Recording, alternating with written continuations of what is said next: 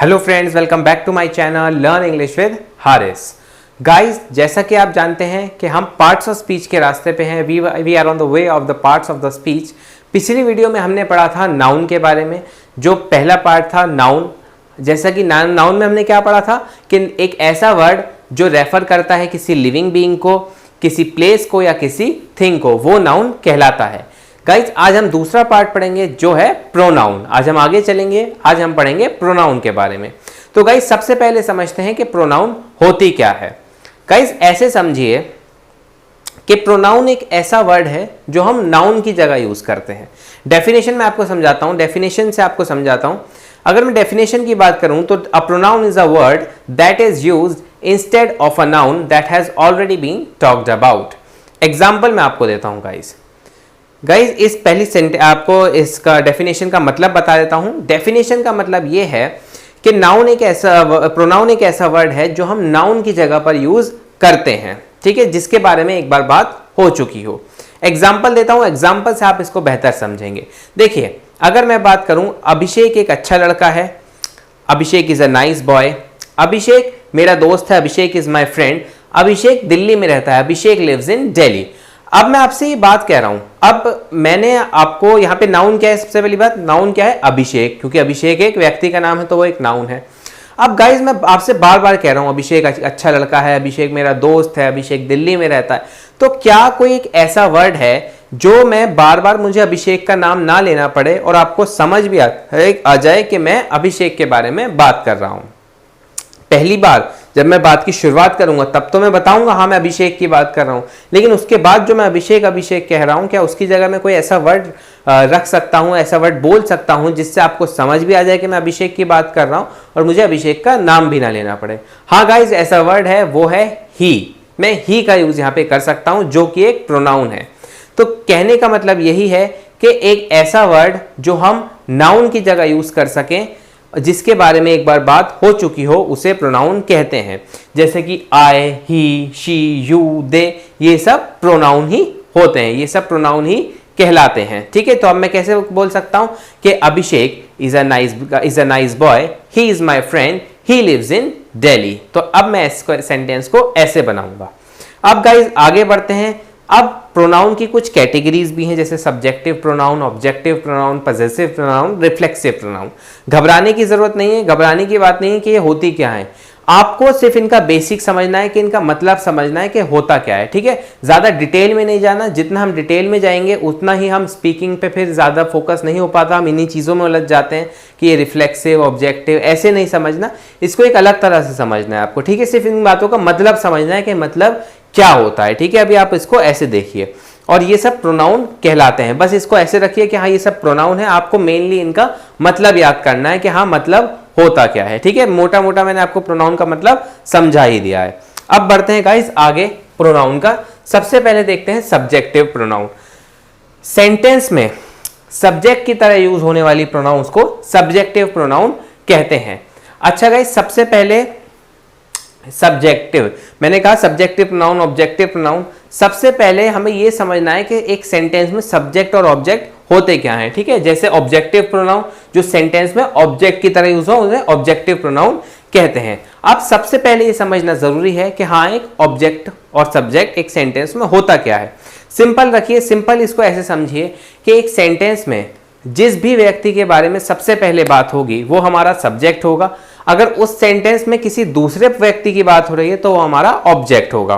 कैसे, मैं समझाता हूं। जैसे मैं कहूं कि अभिषेक मेरा दोस्त है, अभिषेक मेरा दोस्त है, तो अभिषेक क्या है, अभिषेक इसमें सब्जेक्ट है। अभिषेक क्या है, सब्जेक्ट है, क्योंकि किसके बारे में बात हो रही है, अभिषेक के बारे में। अच्छा, अब मैं कहूं अभिषेक वैभव के साथ है, अभिषेक वैभव के साथ है, अभिषेक इज विद वैभव। तो इसमें दूसरा व्यक्ति कौन है, वो है वैभव। वैभव क्या है, दूसरा व्यक्ति, तो वो है ऑब्जेक्ट। सिर्फ ऐसे समझिए, पहला व्यक्ति सब्जेक्ट और उसके बाद जो भी सब व्यक्ति आएगा वो होगा हमारा ऑब्जेक्ट, ठीक है। बस ये हमें याद रखना है मोटा मोटा, ठीक है, ज्यादा इसमें डिटेल में नहीं जाना, जितना डिटेल में इन चीजों में जाते हैं उतना हम स्पीकिंग से फिर दूर होते जाते हैं। ये मेरा एक्सपीरियंस है कि जितना हम इन चीजों में डिटेल में जाते हैं कि ये प्रोनाउन, हाँ कॉम्पिटिटिव पॉइंट ऑफ व्यू के लिए ये चीजें बहुत जरूरी है, मैं डिनाई नहीं करता, लेकिन स्पीकिंग पॉइंट ऑफ व्यू से ये इतनी जरूरी नहीं है। सिर्फ इनका हमें बेस पता होना चाहिए कि हाँ होती क्या है ये चीजें। ठीक है, चलिए बढ़ते हैं आगे। सबसे पहले सब्जेक्टिव प्रोनाउन जो सब्जेक्ट की तरह यूज होती हैं एक सेंटेंस में, आई, ही, शी, यू और दे। गाइस आई मतलब होता है मैं, आई मतलब होता है मैं, तो मैं अपने नाम की जगह मैं आई का यूज कर सकता हूं कि मैं एक अच्छा लड़का हूं तो I am a good boy, ऐसे। ही करते हैं गाइस यूज उस लड़के के लिए, वो लड़के के लिए, ठीक है, किसी लड़के के लिए हम ही यूज करते हैं। जैसे कि मैं कहूं अभिषेक एक अच्छा लड़का है, तो मैं ऐसे भी कह सकता हूं कि he is a good boy, ठीक है, सेंस सेम ही रहेगी कि वो एक अच्छा लड़का है या अभिषेक एक अच्छा लड़का है। नाउन की जगह ही लगा दिया तो एक प्रोनाउन हो गया। शी वो लड़की, शी मतलब वो लड़की कि वो एक अच्छी लड़की है, she is a good girl. You मतलब कि तुम, ठीक है, मैं आपके नाम लेने की जगह मैं बोल सकता हूं तुम एक अच्छे लड़के हो, you are a good boy, ऐसे करके। दे मतलब हो गया वो, एक से ज्यादा के लिए दे का यूज होता है, वो यानी वो लोग, वो अच्छे हैं। मैं एक एक का नाम लेने की जगह उनको ऐसे बोल दिया कि वो, दे, ठीक है, तो वो अच्छे हैं, दे आर नाइस या दे आर गुड, ठीक है। अच्छा गाइज एक बात मैं आपको बताना यहाँ पे चाहूंगा कि यहाँ पे एक और होती है प्रोनाउन, वो होती है वी, जिसका मतलब होता है हम, ठीक है। यहाँ पे स्पेस नहीं था तो स्पेस की वजह से रह गया, लेकिन मैं यहाँ लिख दूंगा वी मतलब होता है हम, ठीक है। वी मतलब क्या होता है हम, अगर हमें हम बोलना होगा तो हम क्या यूज करेंगे वी, जैसे हम अच्छे हैं, वी आर गुड, हम ऐसे बोल सकते हैं। आगे बढ़ते हैं गाइस ऑब्जेक्टिव प्रोनाउन की तरह, जो एक सेंटेंस में ऑब्जेक्ट की तरह यूज की जाती हैं। देखिए गाइस आई यूज हुआ सब्जेक्ट की तरह, अब हम बोलेंगे ऑब्जेक्ट में यूज होगा मी, जिसका मतलब होता है मुझे, ठीक है, मुझे। उसने मुझे पेन दिया, मान लीजिए वो कोई लड़की है, she gave me a pen, she gave me a pen, तो यहां पे मैंने मी का यूज किया गया, उसने मुझे एक पेन दिया, यहां पे ऑब्जेक्ट की तरह यूज हो रहा है मी, क्योंकि शी मैंने बोला शी उस लड़की के लिए, यानी वो पहली पर्सन है। दूसरा पर्सन कौन हूं, मैं हूं, यानी मुझे, मैं, ऐसे भी यूज होता है कि मैं, मुझे, उसने मुझे पेन दिया, she gave a pen to मी।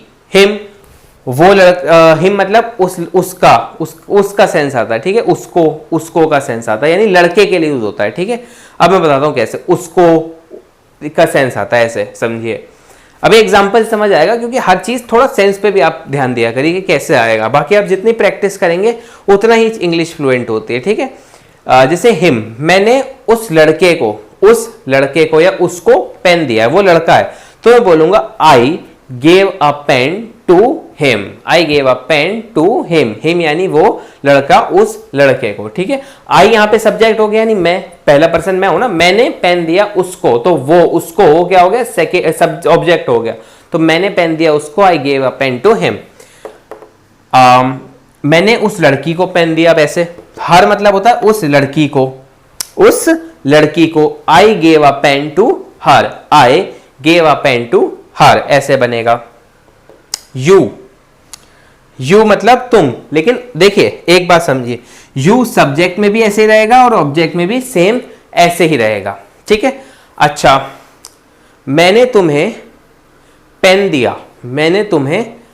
दिया, I gave a pen to you, तो यहां पे जो यू यूज हो रहा है ना, वो एज एन ऑब्जेक्ट यूज हो रहा है, क्यों, क्योंकि पहला व्यक्ति तो मैं हूं कि मैंने पेन दिया ना, I gave a pen to you, ऐसे समझिए। यू मतलब होता है तुम, दोनों में इसमें तुम ही मतलब होता है, ठीक है, ज्यादा डिटेल में नहीं, धीरे धीरे जैसे प्रैक्टिस करेंगे आगे बढ़ते जाएंगे, आपको सेंटेंस जब हम बनाएंगे ना सब समझ आ जाएगा कि तुम क्या है, ये सब क्या है, ठीक है। तो इन चीजों को मेरी सजेशन ये है कि प्रोनाउन को, मतलब इन चीजों को एज अ प्रोनाउन, ये मत देखिए ये प्रोनाउन है, ये है, इतना मतलब ज्यादा कंफ्यूज अपने आप को मत कीजिएगा, सिर्फ इनके मतलब याद कर लीजिए। देम, अगला चलते हैं, देम यानी उनको, ठीक है। मैंने, देम प्लूरल के लिए यूज होता है, ठीक है, एक से ज्यादा, सिंगुलर मतलब एक, प्लूरल मतलब एक से ज्यादा, ठीक है। देम यानी उनको, मैंने उनको पेन दिया, I gave a pen to them, I gave a pen to them, ठीक है, इसका ऐसे बनेगा। अच्छा, जैसे कि यहां पे मैंने वी मिस करा था स्पेस की वजह से, यहां पे मैंने मिस किया है अस, ठीक है। एक और प्रोनाउन होती है जो होती है अस, उसका मतलब होता है हमारा या हमसे, ठीक है, हमसे, हमारा, ऐसे उसका सेंस निकल के आता है। अब गाइज आगे बढ़ते हैं, अब हम चलते हैं पजेसिव की तरफ। पजेसिव मतलब क्या होता है? सबसे पहले गाइज समझ लीजिए, पजेसिव का मतलब होता है किसी चीज पे हक जताना या किसी का हक बताना कि ये मेरा है, ये तुम्हारा है, ये उसका है, ऐसे करके। ये मेरा मार्कर है, ये उसकी स्कूटी है, ये उसकी कार है, ये तुम्हारा मोबाइल है, ऐसे करके। तो ये होती है हमारी पजेसिव की कैटेगरी में, पजेसिव प्रोनाउन की कैटेगरी में ये वाली प्रोनाउन आती हैं। अब गाइज देखिए, माय, माइन, हिज, हर, ये हमारी पजेसिव प्रोनाउन होती हैं। अभी समझते हैं इनमें डिफरेंस क्या होता है। देखिए, माय मतलब होता है, माय और माइन मतलब होता है मेरा, दोनों का ही मतलब मेरा होता है। लेकिन दोनों से सेंटेंस कैसे बनेंगे अब आप ये देखिए, थोड़ा सा बस आपको ध्यान देना है। ये मेरा मार्कर है, ये मेरा मार्कर है, ये के लिए आपको पता है दिस का यूज करते हैं, हमने दिस वाली वीडियो में कवर किया था, दिस, दैट, दीज, दोज। ये मेरा मार्कर है, दिस इज माय मार्कर, ये मेरा मार्कर है, दिस इज माय मार्कर। अगर मैं कहूं ये मार्कर मेरा है, आप दोनों में फर्क देखिए, ये मेरा मार्कर है, ये मार्कर मेरा है, तो अब मैं इस सेंटेंस को बनाऊंगा दिस मार्कर इज माइन, ऐसे करके मैं इस सेंटेंस को बनाऊंगा। सेंस सेम ही रहेगी कि ये मेरे, मतलब बात यही रहेगी कि मेरा मार्कर, मेरा का ही सेंस आएगा, लेकिन थोड़ा सा बात में फर्क हो जाएगा। ये मेरा मार्कर है, ये मार्कर मेरा है, तो ये बनेगा दिस इज माई मार्कर, और ये बनेगा दिस मार्कर इज माइन, ठीक है। और बाकी आप चाहे किसी भी तरीके से बोलिए, गलत कुछ नहीं है, दोनों का मतलब एक ही है, बात तो एक ही है ना। ऐसे हिज और हिज, ठीक है, ये डिफरेंस है इसमें, वही डिफरेंस है जो इसमें था। जैसे ये उसका पेन है, ये उसका मार्कर है, ये उसका मार्कर है यानी, और हिज जो होता है लड़के के लिए यूज होता है, उस लड़के का, ठीक है, उस लड़के का, ये उस लड़के का मार्कर है, ये उस लड़के का मार्कर है, उसका मार्कर है। This is his marker, this is his marker, और ये मार्कर उसका है, ये मार्कर उसका है, तो this marker is his, this marker is his. जैसे जैसे आप प्रैक्टिस करेंगे ना, आगे खुद अपने एंड से पढ़ेंगे चीज़ों को, सेंटेंसेस हम आगे बनाएंगे, तो ये चीज़ें बहुत आसान हो जाती हैं, ठीक है। अभी शायद अगर आप बिल्कुल बेसिक लेवल पे हैं तो शायद मुश्किल लग सकती हैं, ठीक है। बिल्कुल बेसिक लेवल पर जो स्टूडेंट्स होते हैं, ठीक है, जो स्टूडेंट्स बिल्कुल बेसिक लेवल पे होते हैं, मैं जानता हूँ उन्हें ये चीज़ें ना थोड़ी टफ लगती हैं कि यार हिज मतलब तो एक ही है, ठीक है। वो थोड़ा हिंदी से रिलेट करते हैं इन चीज़ों को, हाँ करना ज़रूरी है हिंदी से रिलेट, लेकिन फिर भी थोड़ा सा आप अभी टाइम दीजिए, इनको एज इट इज़ याद कीजिए। जो मैं सेंटेंस बना रहा हूँ सिर्फ उनको मेरी जो हिंदी से है उस पर ध्यान दीजिए कि हिंदी से इंग्लिश में क्या सेंस निकल के आ रहा है, और धीरे धीरे जैसे हम सेंटेंस बनाएंगे ना, ये चीज़ें वाकई में बता रहा हूँ आपको बिल्कुल क्लियर हो जाएंगी। बिल्कुल जब मैं इनिशियल अपने लेवल पे था मुझे भी ये चीज़ें समझ नहीं आती थी, मतलब ये चीज़ें कैसे हो रही हैं, ठीक है। बात तो हम समझते हैं यार, बात तो एक ही है ना, बात हाँ एक ही है, बात ये नहीं, लेकिन फिर भी ये एक चीज़ है, रूल है जो हमें फॉलो करना है। गाइज अब आगे बढ़ते हैं, वो है हर की हम बात करते हैं, हर और हर्ष का। इसमें भी वही चीज़ है, ठीक है। ये उस लड़की का मार्कर है, दिस इज हर मार्कर, ये मार्कर उस लड़की का है, दोनों में फर्क देखिए, ये मार्कर उस लड़की का है, this marker is hers, this marker is hers, ऐसे सेंटेंस बनेगा। अच्छा, योर और योर्स, गाइस थोड़ा स्पेस की दिक्कत थी, तो इसका मतलब होता है तुम्हारा, तुम्हारा का सेंस के लिए हम योर या योर्स का यूज करते हैं, ठीक है, योर या योर्स का। अब देखिए, ये मार्कर, ये तुम्हारा मार्कर है, ये तुम्हारा मार्कर है, this is your marker, this is your marker, ये मार्कर तुम्हारा है, ये मार्कर तुम्हारा है, दिस मार्कर इज योर्स। वो वर्ड जो है ना, हिज, हर्स, योर्स, माइन, ये एंड में आ जाता है, फिर दिस मार्कर इज योर्स, ये मार्कर तुम्हारा है, जब हमारा सेंस ऐसा होता है, ठीक है गाइस।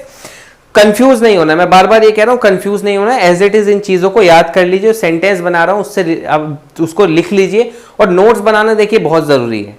जब भी हम कुछ चीज पढ़ें, जब हम सीरियसली, अगर आप सीरियसली इंग्लिश सीखना चाहते हैं तो गाइस प्लीज नोट जरूर कर लिया करिए, हर चीज को, छोटी से छोटी चीज को नोट करिए, क्योंकि नोट्स बनाने से बहुत फायदा होता है। ये मेरा पर्सनल खुद का एक्सपीरियंस है कि नोट्स बनाना और चीज़ों को सिर्फ वैसे ही देख के बस समझ लेना कि हाँ भाई देख लिया वीडियो को, या सिर्फ टीचर से समझ लिया और बाद में ना उसे नोट किया, ना उसे बाद में पढ़ा, कि क्या हुआ तो कभी चीज़ लॉन्ग टाइम तक आपको याद नहीं रहेगी। ये बात बिल्कुल सच है, ये बात बिल्कुल गारंटीड है कि आपको वो चीज़ लॉन्ग टाइम के लिए याद नहीं रहेगी। हाँ, उस वक्त तो आप समझ लोगे, हाँ वो समझ लोगे, लेकिन बाद में लॉन्ग टर्म के लिए वो याद नहीं रहेगी।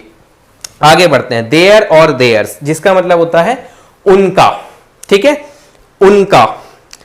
ये उनका मार्कर, ये मार्कर ये उनका मार्कर है, ऐसे करके ये उनका marker, this is their marker, और ये मार्कर उनका है, this marker is theirs, this marker is theirs, यानी उनका, ये मार्कर उनका है, ये सेंस आ रहा है। एक और बात, जैसे यहां पे मैं वी मिस किया, यहां पे हमने अस मिस किया, यहां पे भी स्पेस की वजह से एक चीज मिस हुई है जो है R, O U R, R, इसकी ऐसी प्रोनाउंसिएशन होती है जैसे ए आर ई की होती है, वैसी प्रोनाउंसिएशन में सेम होता है, आर या आर्स, जिसका मतलब होता है हमारा। आगे बढ़ते हैं गाइस। रिफ्लेक्सिव, ठीक है, रिफ्लेक्सिव प्रोनाउन क्या होती है? My self, him self, her self, your self, them self, ठीक है। अब देखिए, माई सेल्फ मतलब होता है मैं खुद, मैं खुद, जैसे मैं कहूं कि मैं खुद कर लूंगा, ये काम मैं खुद कर लूंगा, तो I will do it my self, I will do it my self, यानी मैं खुद का सेंस आ रहा है, I will do it my self. Himself, himself मतलब हो गया वो खुद, यानी हिम यूज होता है, मैंने बताया ना, हिम किसके लिए? लड़के के लिए यूज होता है, तो हिमसेल्फ यानी वो लड़का खुद ही कर लेगा, he will do it himself, he will do it himself, वो खुद ही कर लेगा। हर सेल्फ, हर किसके लिए यूज होता है? लड़की के लिए, हर सेल्फ वो खुद ही कर लेगी, वो खुद ही कर लेगी। He will do it her, she will do it, माफ कीजिएगा, लड़की है तो she will do it her self, she will do it her self, ठीक है। योर सेल्फ, योर सेल्फ तुम खुद, योर सेल्फ तुम खुद, ये काम तुम खुद ही कर लोगे, ठीक है, ये काम तुम खुद ही कर लोगे। You will do it your self, you will do it your self, तुम खुद ही कर लोगे, ये सेंस आता है। देम सेल्फ, देम यूज होता है एक से ज्यादा के लिए, वो खुद, ये काम वो खुद ही कर लेंगे, they will do it themselves, themselves लग रहा है लेकिन यहाँ पे गाइस, ठीक है, देम सेल्स, ठीक है, एक से ज्यादा के लिए सेल्स लगा देते हैं, तुम खुद ही कर लोगे, ठीक है, यानी वो लोग खुद ही कर लेंगे, वो लोग, ठीक है। अच्छा गाइस, हाँ एक बात और कि योर सेल्फ लिखा ना, तुम खुद, अब मान लो तुम, मैं तुम, आपको मैंने कहा कि तो आप एक हो, एग्जाम्पल है, समझो आप एक हो, तुम खुद, तुम खुद, यानी तो मैं कहूंगा यू, तुम खुद ही कर लोगे, you will do it your self. अच्छा, अगर आप मान लो एक से ज्यादा हो, ठीक है, तब भी तो मैं कहूंगा तुम लोग ये खुद कर लोगे, तुम खुद कर लोगे, ऐसे एक से ज्यादा के लिए भी मैं तुम ही बोलूंगा, तो उसमें मैं लगा दूंगा you will do it your selves, your selves, ऐसे मैं इसको बोलूंगा, ठीक है। जब प्लूरल होता है तो सेल्व्स, ठीक है, एफ हट के हमारी ये स्पेलिंग आती है, एल वी ई एस लग जाता है, ठीक है, वी ई एस लग जाता है, ये एल है, थोड़ा सा सही कर दूं, एल है, ठीक है, देन। अच्छा गाइस, यहाँ पे भी मैंने एक चीज मिस करी जो होती है आवर सेल्व्स, यानी हम खुद, ये काम हम खुद ही कर लेंगे, हम खुद ही कर लेंगे, we will do it ourselves, यानी हम खुद एक से ज्यादा के लिए यूज होती है तो आवर सेल्व्स बोलेंगे, we will do it ourselves. तो गाइस आज के लिए इतना ही, हमने आज प्रोनाउन के बारे में पढ़ा, थोड़ा सा डिटेल में पढ़ा, हाँ प्रोनाउन क्या होती है, हालांकि अब भी ये कंप्लीट टॉपिक नहीं है, अगर हम कॉम्पिटिटिव पॉइंट ऑफ व्यू की तरह से के व्यू से बात करें तो ये और लंबा टॉपिक है, लेकिन बेसिक अगर हम स्पीकिंग सीख रहे हैं तो ये चीज़ें हमें पता होनी चाहिए कि इनके मतलब सही क्या होते हैं, ये कहाँ यूज़ होती हैं, तो ये सब होना चाहिए, ठीक है। तो गाइस ज़्यादा कंफ्यूज होने की ज़रूरत नहीं है कि ये सब्जेक्टिव ऑब्जेक्टिव, इसमें ज़्यादा उलझने की ज़रूरत नहीं है, सिर्फ इन वर्ड्स को याद कर लीजिए एग्जाम्पल्स के साथ, ठीक है। और जैसे जैसे हम आगे प्रैक्टिस करेंगे ना, वैसे आपको हर चीज़ और खुद ही क्लियर होती जाएगी, लेकिन प्रैक्टिस करिए, चीज़ों को देखिए, समझिए, उसकी प्रैक्टिस कीजिए, और प्रैक्टिस करते करते ही आपको इंग्लिश आएगी, ठीक है। लेकिन प्रैक्टिस ज़रूरी है, सीरियसनेस ज़रूरी है हर काम के लिए, चाहे वो आप इंग्लिश हो या कोई भी काम हो, सीरियसनेस ज़रूरी है, ठीक है। आपकी जो अंदर से जो इच्छा होनी चाहिए वो होनी चाहिए, तब हर चीज़ आसान है। तो गाइज आज के लिए इतना ही, उम्मीद करता हूँ गाइज आपकी जो टॉपिक आज हमने समझा है ये समझ आया होगा, इस टॉपिक समझ आया होगा। और गाइज आपका कोई भी सजेशन हो तो प्लीज़ कॉमेंट कीजिए। Thank you guys, thank you once again and bye bye.